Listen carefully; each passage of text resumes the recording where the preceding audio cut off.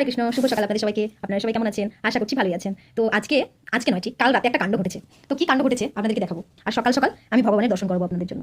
তো আমার ভগবানের সেবা হয়ে গেছে, আর আরেকজন দেবতার ছবি দেখাবো। ছবিটা ঠিক একজন দেবতাকে আমাদের বাড়ি দিয়ে গেছে। আপনারা বুঝতেই পারছেন, আজকে মাসের শেষ দিন। আজকে দিয়ে গেছে আমাদের বাড়িতে কিছু ছেলে পেলে, জানি না কারা, আমাদের বাড়িতে কার্তিক রেখে গেছে। তো রাত 11টার সময় রেখে গেছে, আমরা বুঝতে পেরেছিলাম, কিন্তু আমরা ভাবলাম হয়তো চোর টোর কেউ। তো আমার বর মশাই তখন দরজা খুলে দেখছিল যে কি, তারপরে দেখছে সিঁড়িতে নামানো আছে। তো চলুন আপনাদেরকে দেখাই। খুব মিষ্টি। আমাদের আশেপাশে জমিগুলো দেখুন, ফাঁকা হয়ে গেছে, পুরো ধান কেটে নিয়েছে। খুব সুন্দর লাগছে ওয়েদারটা। সকাল সকাল ভগবানের দর্শন করে নিন। কেমন লাগছে ভগবানকে? বৃন্দা দেবী, রাধা গোবিন্দ, বলদেব সুভদ্রা, জগন্নাথ, দামোদর ভগবান আর আমাদের গুরু পরম্পরায় জয় প্রভুপাদ কি যায়। তো চলুন আপনাদেরকে আমি এখন দেখাবো আমাদের বাড়িতে কালকে রাতে রেখে গেছিল যাকে তাকে। এই দেখুন, এই কিউট, খুব সুন্দর হয়েছে ঠাকুরের ছবিটা, মানে ঠাকুরের মূর্তিটা হেবি ভালো লাগছে দেখতে। তো এখন আমরা এই বছরে পুজো করবো না, আর বছরে বোধহয় করবো, জানি না। আগে মহারাজের থেকে শুনবো, তো মহারাজ কি বলে তারপরে অবশ্যই পুজো করবো। তো কালকে কিছু জানি না কে দিয়ে গেছে, কারা দিয়ে গেছে, তো ওনাকে দিয়ে গেছে কালকে।